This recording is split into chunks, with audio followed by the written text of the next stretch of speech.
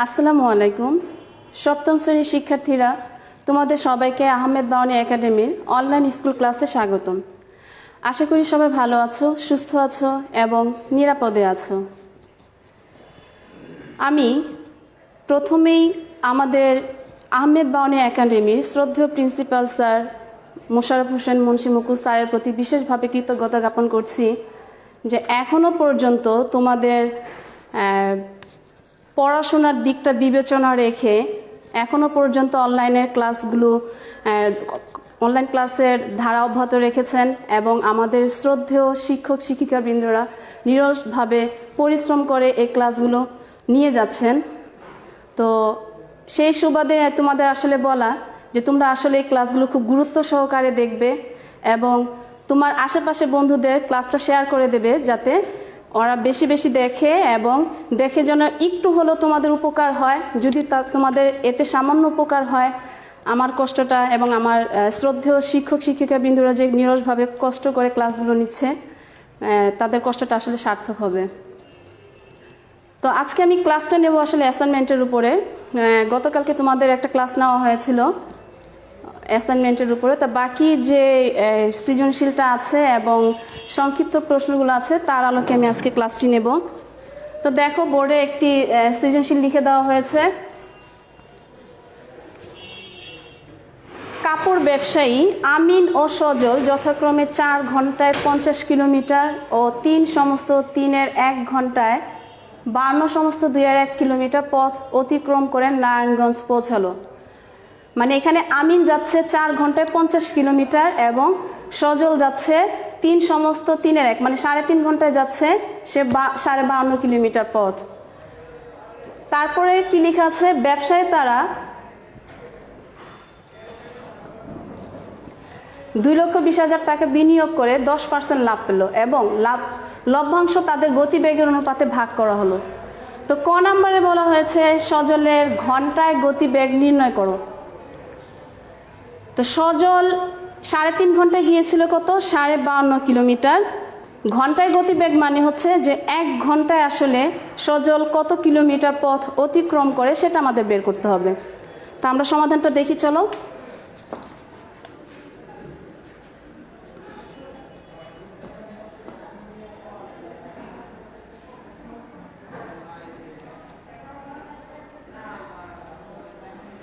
এখানে আমরা সমস্তটা ভাঙিয়ে নেব। তো সমস্ত ভাঙানোর নিয়মটা আমরা সবাই জানি। পূর্ণ সংখ্যার সাথে আমরা হর গুণ করে লব যেটা আছে সেটা যোগ করে দেব। আচ্ছা, তাহলে সজল 3 সমস্ত 2-এর 1 বা এটা সমস্ত ভাঙালে কি হবে, 3 দুগুণে 6, তার সাথে লব যোগ করে দিলে 7।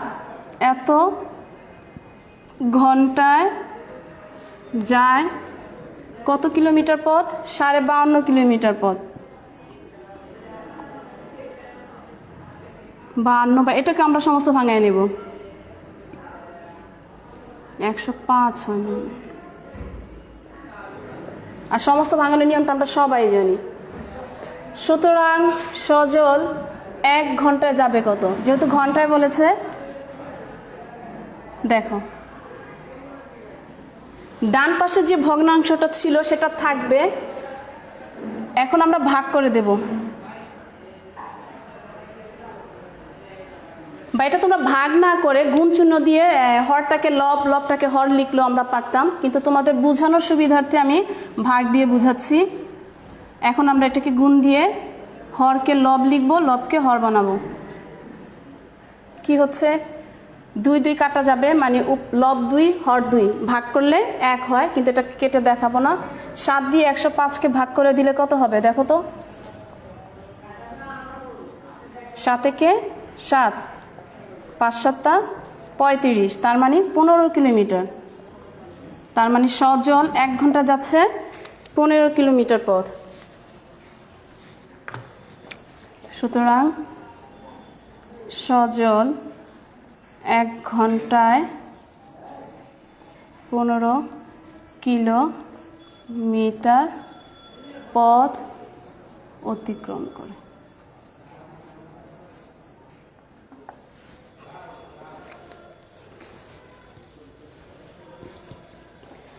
নম্বরে বলা হয়েছে আমিন ও সজলের গতিবেগের অনুপাত বের করো। তো আমরা তো ক নম্বরে সজলেরটা বের করেছি, যেহেতু গতিবেগের অনুপাত বের করতে বলা হয়েছে, এখন আমাদের খ নম্বরে বের করতে হবে আমিনের। তো আমিনেরটা বের করার আগে আমরা লিখে নেব ক নং হতে পাই সজলের গতিবেগটা লিখে নেব।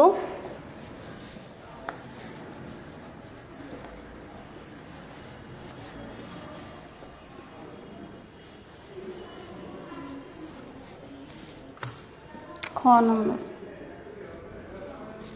যেহেতু সজলেরটা আমাদের ক নম্বরে বের হয়েছে তাই আমরা লিখে নেব ক নং হতে পাই বা ক নং হতে প্রাপ্ত, একই কথা,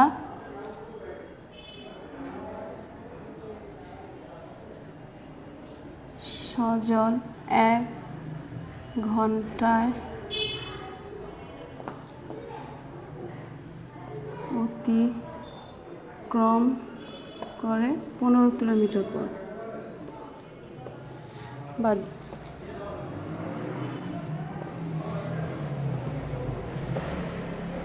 এখন আমরা বের করব আমিনের।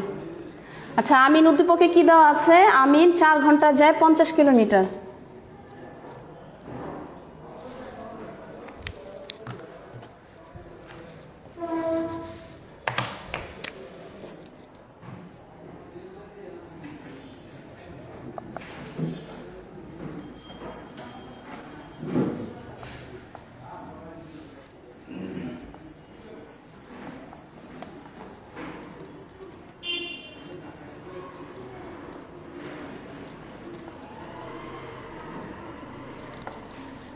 সুতরাং আমিন 1 ঘন্টা যাবে কত? ভাগ করে দেব। আচ্ছা, এটাকে 2 দিয়ে কাটাকাটি করা যায়, তাই না? 2 দিয়ে যদি 4কে ভাগ করে দেই 2 হবে, 2 দিয়ে 50কে ভাগ করে দিলে 25 হবে, এটা এইভাবে রেখে দিই। আচ্ছা, যেহেতু আমাদের গতিবেগের অনুপাত বের করতে বলা হয়েছে, তাহলে আমরা লিখব এখন আমিন ও সজলের গতিবেগের অনুপাত।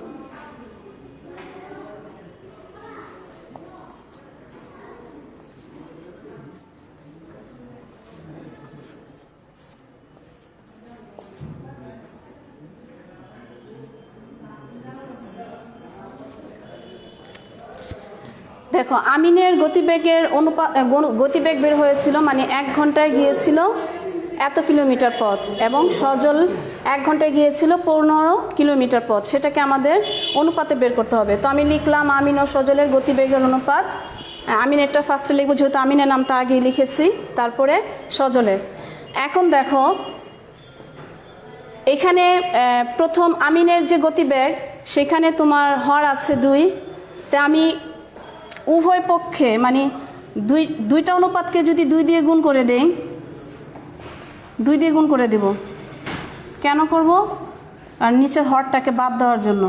2 দিয়ে ভাগ যাবে, কাটা যায়, 25/15 25:15 থাকে। আবার দেখো, 25কে আমরা 5 দিয়ে ভাগ করতে পারি এবং 15কে আমরা 5 দিয়ে ভাগ করতে পারি। তাহলে 5 দিয়ে যদি ভাগ করে দিই কি হবে? 5 × 5 = 25, আর এটা 5 দিয়ে ভাগ করলে 3 × 5 = 15। সুতরাং আমিন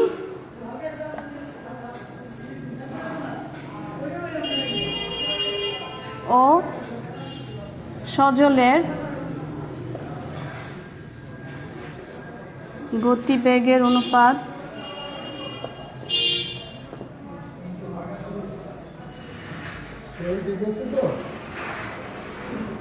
5:3।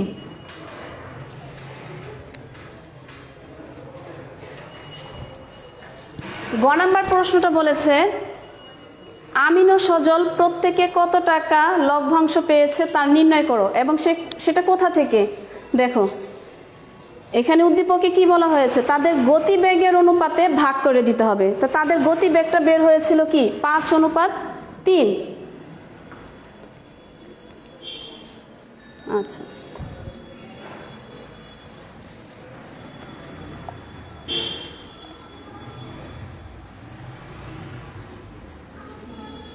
তো গ নাম্বারে আমরা প্রথমেই লিখে নেব, যেহেতু গতিবেগের অনুপাতে আমাদের এই টাকাটা ভাগ করে দিতে হবে, এবং 2,20,000 টাকা বিনিয়োগ করেছে, সেই ক্ষেত্রে আমাদের ছিল কত, লাভ ছিল কত, 10%। 10% লাভ মানে কি, এবং এটা লভ্যাংশ থেকে বলেছে, সে তো বিনিয়োগ করেছে 2 লক্ষ, তারা দুজনে মিলে বিনিয়োগ করেছে 2,20,000 টাকা, এবং বিনিয়োগ করার পর এই 10% লাভে যে টাকাটা তাদের লাভ হয়েছে, সেই টাকা থেকে কিন্তু দুজনের গতিবেগের অনুপাতে ভাগ করে দিতে হবে। তো প্রথমে আমাদের কাজ করে নিতে হবে কি, যে বিনিয়োগ করা হয়েছে সেটা আগে লিখে নেই, বা আমরা লিখতে পারি 10% যেহেতু লাভ হয়েছে, তার মানে 100 টাকা লাভ হয়েছে কত, 10 টাকা। তো এইভাবে 1 টাকায় কত এবং 2,20,000 টাকায় আসলে কত টাকা লাভ হয়েছে সেটা আমরা বের করব।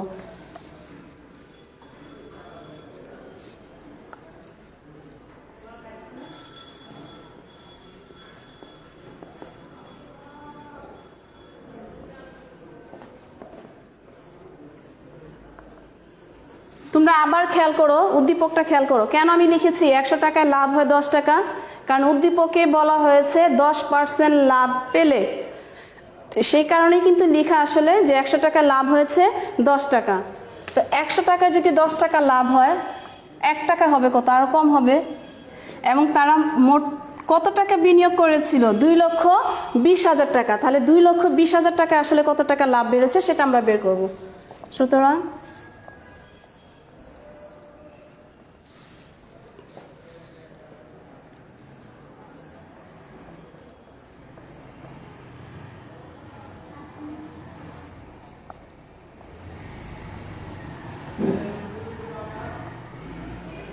তোমরা একটু ক্যালকুলেটর দিয়ে করে দেখো হিসাবটা ঠিক আছে কিনা।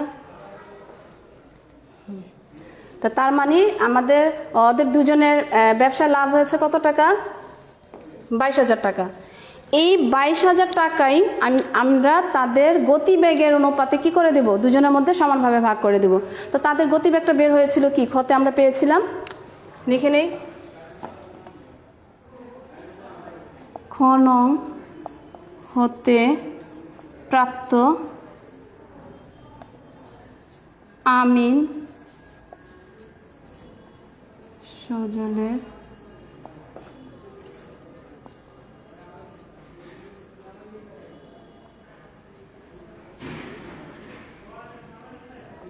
কত ছিল, 5:3 ছিল। এখন আমরা অনুপাতের যোগফল বের করব।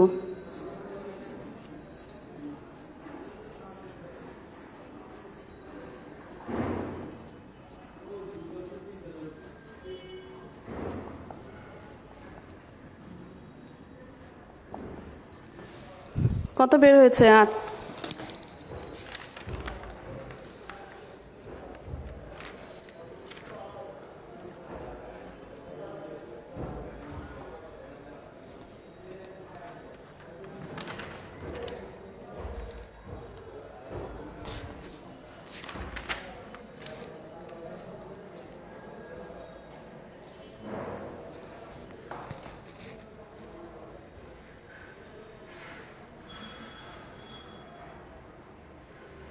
তো 5:6 বের হয়েছিল না এটা, কতে,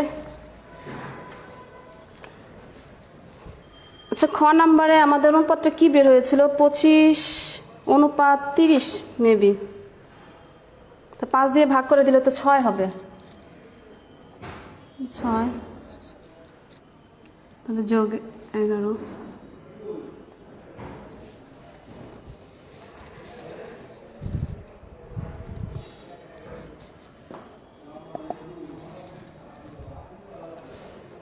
তোমরা ক্ষয়ের ভাগটা একটু দেখে নিও, শেষে 25:30 বের হয়েছিল, 5 দিয়ে ভাগ করে দিলে কি হবে, অনুপাত 5 দিয়ে ভাগ করে দিলে 5:6 হবে। সুতরাং আমিন পেল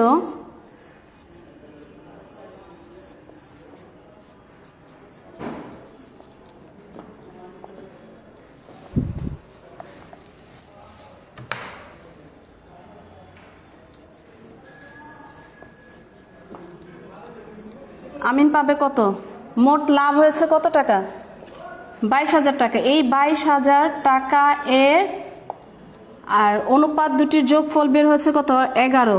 11 এর 5,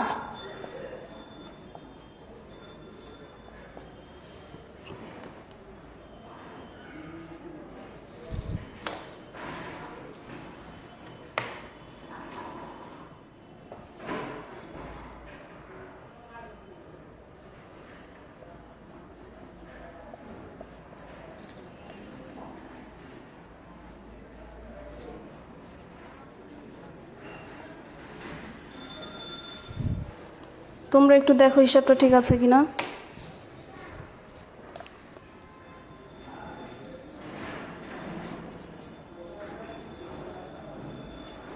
এবং সজল পাবে এই 22,000-এর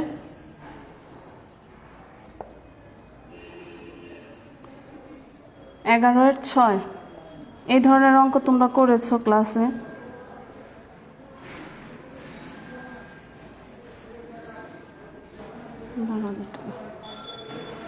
এটা কিভাবে বের হলো?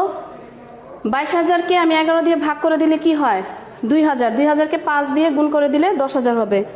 ঠিক সজল যেটা পাবে সেটা 22,000-কে 11 দিয়ে ভাগ করে দিলাম, যেহেতু আমাদের হর আছে 11, ভাগ করে দিলে 6 দিয়ে গুণ করে দিলাম, 12,000 টাকা বের হলো। আমাদের বলা হয়েছে কি আমিন ও সজল প্রত্যেকে কত টাকা লভ্যাংশ পেয়েছে তা নির্ণয় করো।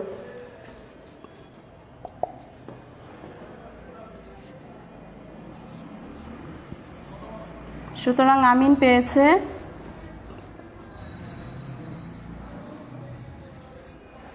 10,000 টাকা, সজল পেয়েছে 12,000 টাকা।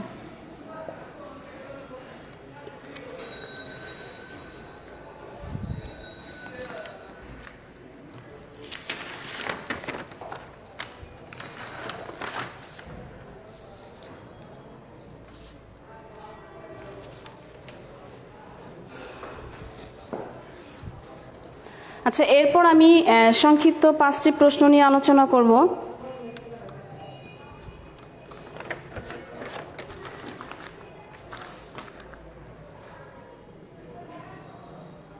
আমি প্রশ্নগুলো লিখব না, যেহেতু তোমরা প্রশ্নটা অলরেডি পেয়ে গিয়েছো হাতে।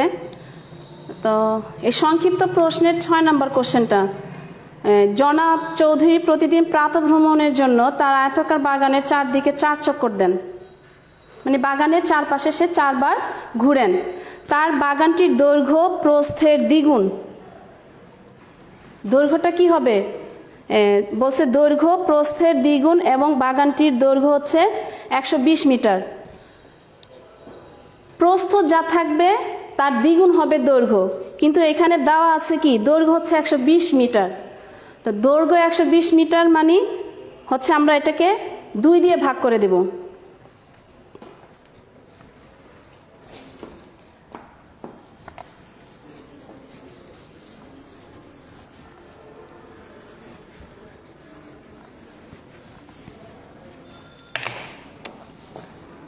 কারণ দৈর্ঘ্যটা দেওয়া আছে, দৈর্ঘ্য হচ্ছে কত? 120 মিটার। কিন্তু এর আগেই বলা হয়েছে কি দৈর্ঘ্য হবে কি প্রস্থ যা আছে তার দ্বিগুণ। তার মানে প্রস্থটা কি হবে? দৈর্ঘ্য যা আছে তার অর্ধেক। তো সেই কারণে এটা 6 নং এবং দেওয়া আছে লিখে নেই।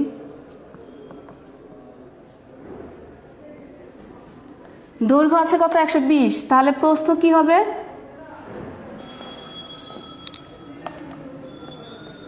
120-কে 2 দিয়ে ভাগ করে দেব। কত হলো? 60।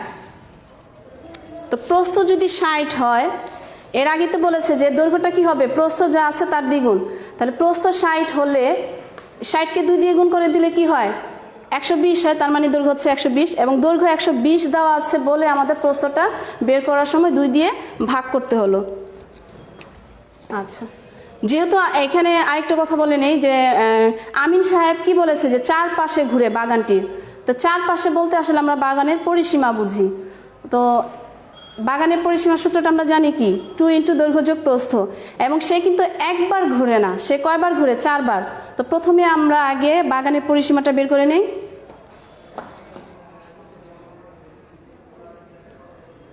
আমরা জানি পরিসীমা 2 × দৈর্ঘ্য যোগ প্রস্থ। দৈর্ঘ্য হচ্ছে কত? 120, প্রস্থ হচ্ছে 60। আর পরিসীমার একক কি হবে? বর্গ তো হবেই না, ক্ষেত্রফলের সময় শুধু বর্গ হবে, এই জন্য আমরা মিটার লিখলাম।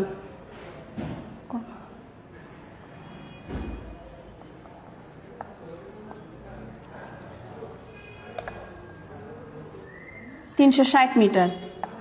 পরিসীমা বের হয়েছে 360, তার মানে একবার ঘুরে একবার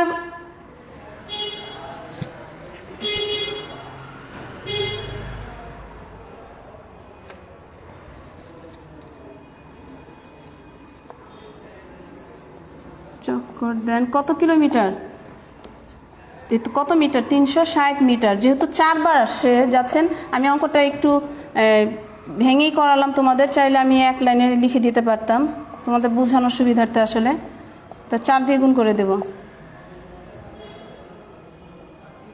এত মিটার।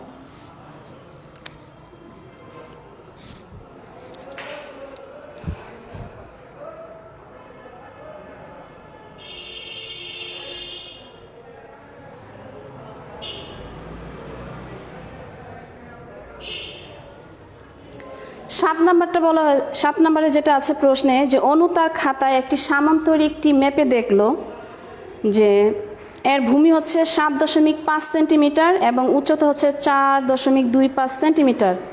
তাহলে অনুর আঁকা সামান্তরিকটি ক্ষেত্রফল কি নির্ণয় করতে বলা হয়েছে।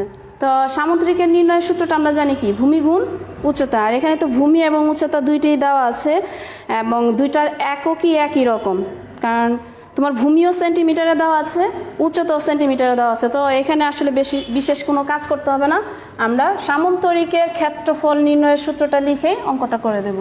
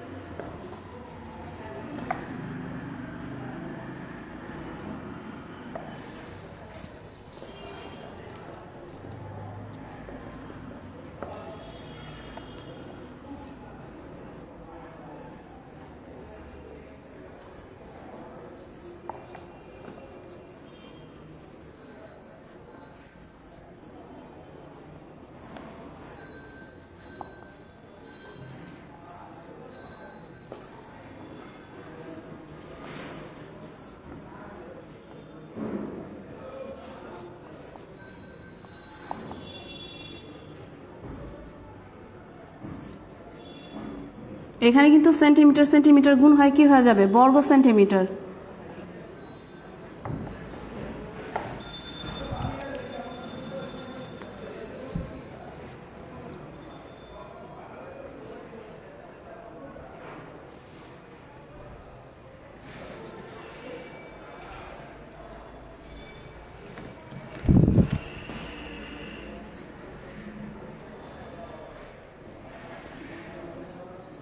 এত বর্গ সেন্টিমিটার।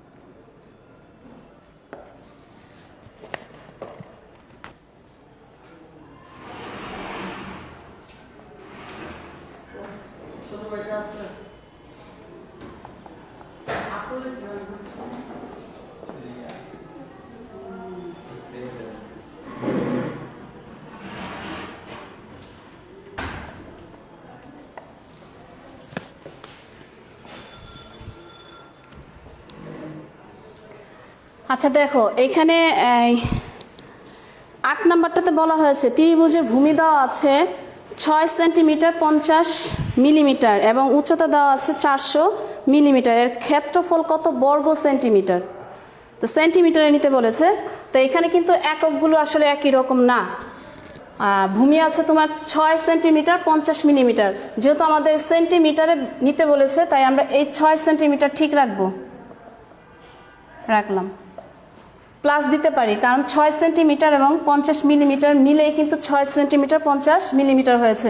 আর এই 50 মিলিমিটারকে আমরা কিসে নেব? সেন্টিমিটারে নেব। এবং সেন্টিমিটারে নিতে গেলে আমরা জানি যে 1 সেন্টিমিটার সমান কত মিলিমিটার? 10 মিলিমিটার। তো মিলিমিটার থেকে যখন আমরা সেন্টিমিটার নিতে যাব তখন আমাদের এটাকে 10 দিয়ে ভাগ করে দিতে হবে।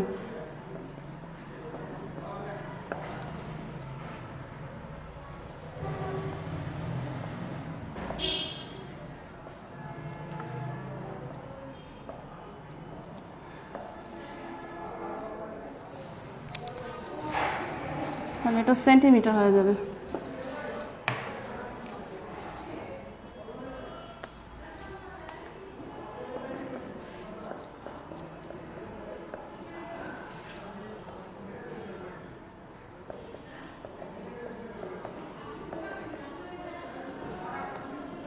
সেন্টিমিটার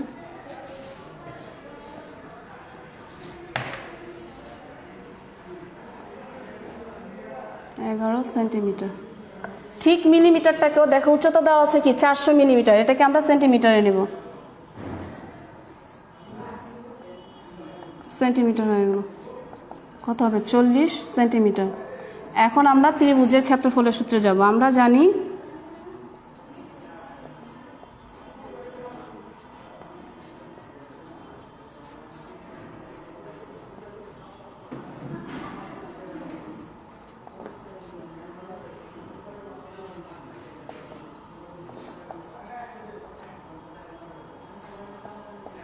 ভাগ 2।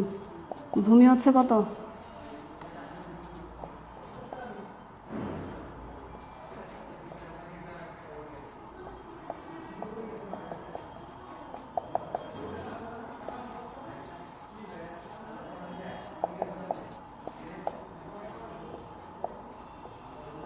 এটা চাইলে কেউ প্রথমে হাফ বসিয়ে নিতে পারো, যে হাফ ইন্টু ভূমি গুণ উচ্চতা, সেটাও হয়।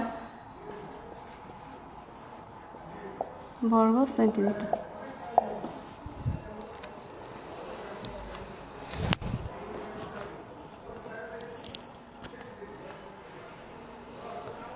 নয় নম্বর প্রশ্নটা হচ্ছে 7 কিলোমিটার 7 সেন্টিমিটার সমান কত মিটার?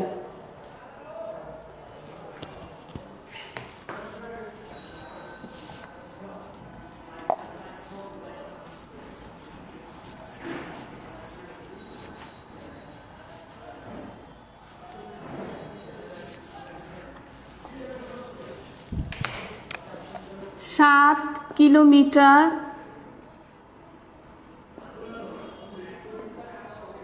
7 সেন্টিমিটার সমান কত মিটার? আচ্ছা,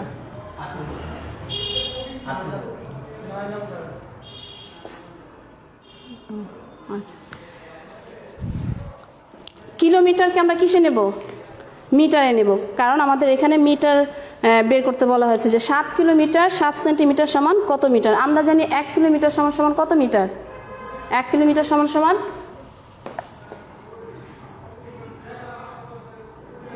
1000 মিটার। তো গুণ হয়ে যাবে, তো 7 কিলোমিটারের কত হবে? বেশি হবে।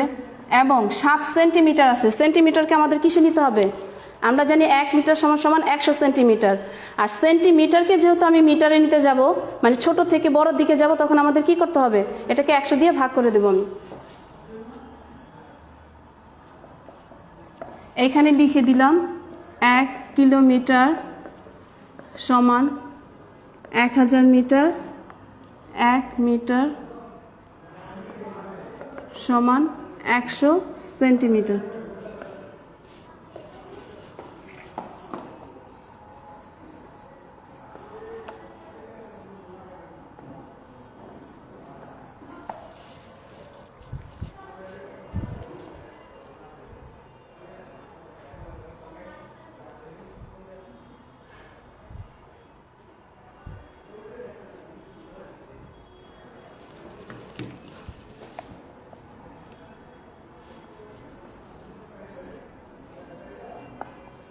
এত মিটার।